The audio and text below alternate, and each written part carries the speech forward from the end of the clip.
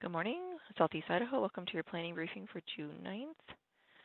We have a change in the weather pattern today, thankfully. We do still have a slight chance for showers and thunderstorms, though, in central Idaho today and then in the east Idaho areas tomorrow and Thursday afternoon. We're keeping an eye on Friday. We do have gusty winds in the forecast and low RH forecast, and then our next low pressure system will arrive over the weekend. We have clearing conditions this morning. Look at that. We don't have a low pressure system directly sitting overhead. Awesome. This is our low pressure system to the west that will be bringing the chance of showers and thunderstorms over central Idaho today. Otherwise, this low is well to our west. Here's a look at your weather impact overview for the next couple of days. You see lots of not colors on this graphic here, which is awesome. We're looking at some morning frost for the Snake Plain and the Magic Valley. We do have the advisory still in effect until 8 a.m. this morning.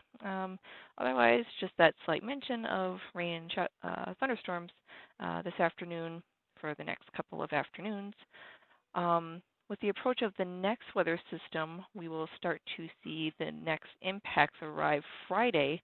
That will be in the form of a increase of winds and drier conditions over the next, so the drying conditions will be drying out over the next couple of days. That will begin tomorrow already, but really won't reach the critical 15% and less until Friday. So we're mentioning the low RH Friday for the Snake Plain, Magic Valley, South Hills area, and the Lost River area as well. And then by Saturday, we basically have a chance for rain showers and thunderstorms for all areas. As mentioned, we have our frost advisory across all of the Snake River Plain and the eastern Magic Valley until 8 a.m. Early this morning, so protect those sensitive crops and gardens.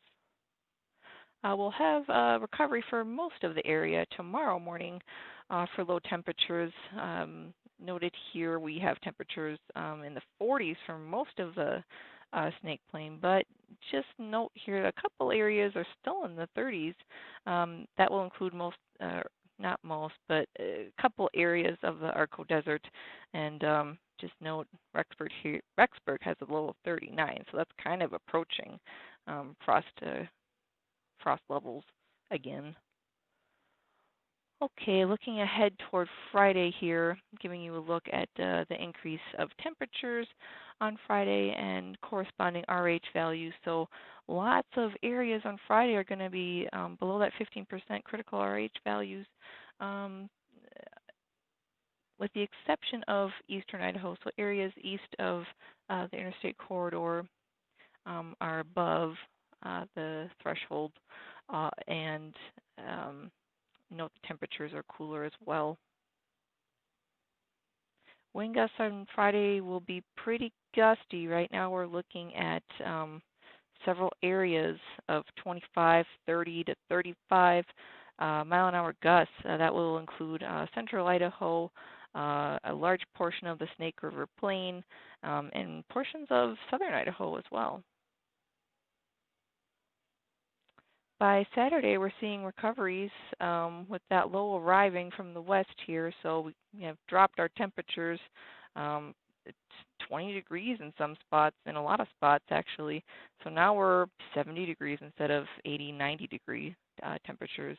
And our RH values are looking a lot better Saturday as well. So we're 40%, 20%, 30%, and that's your minimums.